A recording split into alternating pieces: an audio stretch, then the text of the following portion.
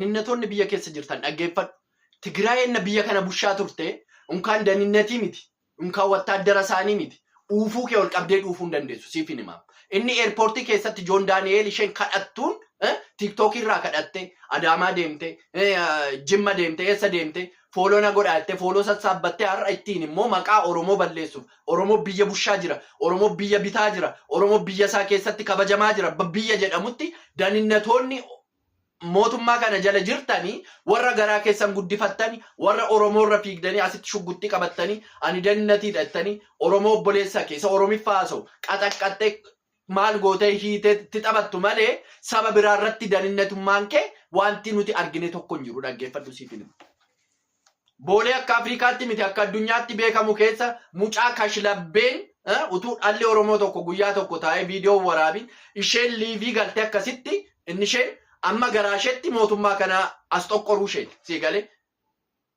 Eerpoortii Boolee keessa jiru eerpoortii beekamaa kana isheen amma gadi buusuu isheeti akka namni sanaan hin deemne akka namni sanaan hin fayyadamne garaasheef kana gochuu isheeti. Isin eessa jirtu? Sinoo Buraayyuu keessa achi eessa keessa ijoollee Oromoo barbaadu dhiiga kee ajjeesuu dhiiga kee galaafachuu malee ilaa isa qawwee qabatee laga lixe faannoo maal jettu inni beekamaadha bakka.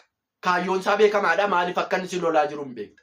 Inni akkas meeshaa tokko malee miidiyaa qofaa isaatiin biyya raasaa jiru isaan kanatirraa baqachuu qabdu kanatirraa sodaachuu qabdu tu beekte siif hin himu. Obboleessi kee utuu abaa'oon dhufee biyya sana har'a galgala galee waan si godhu hin qabu haadhoon kee haadhooma keete siif hin himu.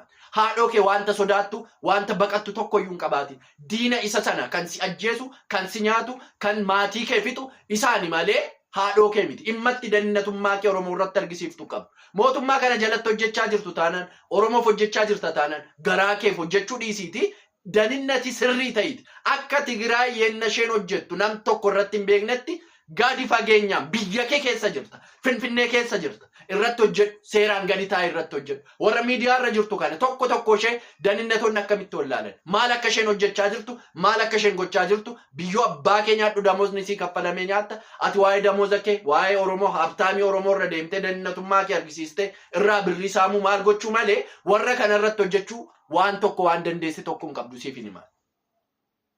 Siif hin himu. Mootummaa kana akka inni turu gochaa jirta amma daninnatiin biyya keessa jiru.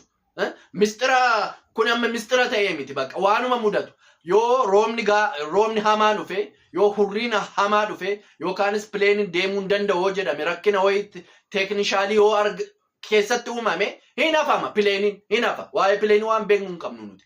Garuu isin hojii maalii hojjechaa jirtu? Yenna mucaan akkas albaatu sana wattaaddarri Oromoo tokko as ishee qabee kaballaatti cufee kan fuudhee deemu akkamitti dhibeeti isini sa'aatii meeqa guutuu namni 20-30 silaa burraa karrayyuu jaallata namni miidiyaa kanarra amma namni sun hundumtu taa'ee ilaalutti maal hojjechaa ooltaniiti mucittiin kuni laphee ishee dhiibdee dhaggeeffadhu yoo dhiira taate eerpoortiin Boolee jirtu namittii kanarraa paaspoortii ishee fuudhi. Siif hin himu. Paaspoortii ishee fuudhi hojii isheen hojjette hundumaaf immoo adabbii ishee kenni kana booda mattaawaqaatiin ala paaspoortiitiin Itoophiyaa keessaa baatee bakka tokko deemnaan sintu itti gaafatama dhaggeeffadhu siif hin himu. Hojjettu taanaan hojjettan taanaan ijoollee hojjetaniif ijoollee sirriitti Oromoo koof nan hojjedha jettutti dabarsaatii keessaa ba'a nun gubiinaanu. Daninnatiin biyya biraa ba'oo daninnatiin Amaarri bushaa ture Tigreen bushaa ture wanti dhagahame tokko hin jiru. Sinoo ofii keessanii abbaan fee isinitti alba'a abbaan fee viidiyoo qabatee akka barbaade isinitti ta'a siniin maal goonu nuti sin ijoollee Oromoo irratti dhiiga kee irratti malee humna keessan hin argisiifattani eessa dhaqnu siniif nu. Mootummichi kun eddee meeqatti haacitu dhufee sammas immoo deebi'ee gad deebi'ee daninnatii keessa minaamnii keessa siifaa hojjetu hojiin hojjetu xinnaate maal eegdaati? Mana dhugaatii tokko keessa daninnatiin Oromoo tokko akkamitti dhibaa? Kana dura inni isaan Tigreen akkasitti uddaan nu nyaachisaa turte ekko daninnatii isheeti malee wattaaddara ishee poolisii ishee miti. Warra wayyaa akka keenya uffatee nu keessa taa'e nu keessa ugu nu keessa nyaatutu isaantu biyya bulchaa ture malee ati eenyuun eegda? Achi Buraayyuu deemte, achi Hoolota deemte, achi Laga Xaafoo deemte. Ijoollee akka kee ijoollee Oromoo eegda. Gana matarayyasi boombii wayii fidees akka inni biyya gubee balleessutti obbolaan kee eegda. Kan eeguu qabdu warra akkasiiti. Yoo hojjettu ta'e hojjedhaa, hin hojjettan taanaan nama hojjetuuf gadhiisa.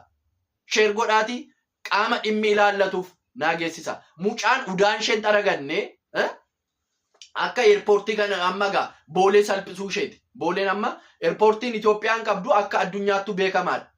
Eerpoortiin Itoophiyaa kun. Isheen amma akka kanaan hin deemne namni amma humna isheetti akkas gochuu isheeti. Kanaaf iyyuu immoo adabbii gahaa ta'e argachuu qabdi. Warri sooshaal miidiyaa kanarra fiigaa jiran maal akka hojjechaa jiran dannatoonni, poolisoonni, wattaaddaroonni gadi fageenyaan itti siqaatii ilaalaa dhaggeessanii. Amma immoo qabsoo ishuma kanayyuu dabarsitanii nama biraatti laattanii uummata keenya hin ficcisiisinaa, nullee nu ficcisiisinaa. Hojjettu ta'e seeraan hojjedhu, biyya kee keessatti kabajamii. Maalummaa keetti argisiisii, dhiirummaa kee abbaa biyyaa ta'uu keetti argisiisiiti nu boonsi jiraadhu. Hanqanaatachi garaa keef jiraatta taanaan garaa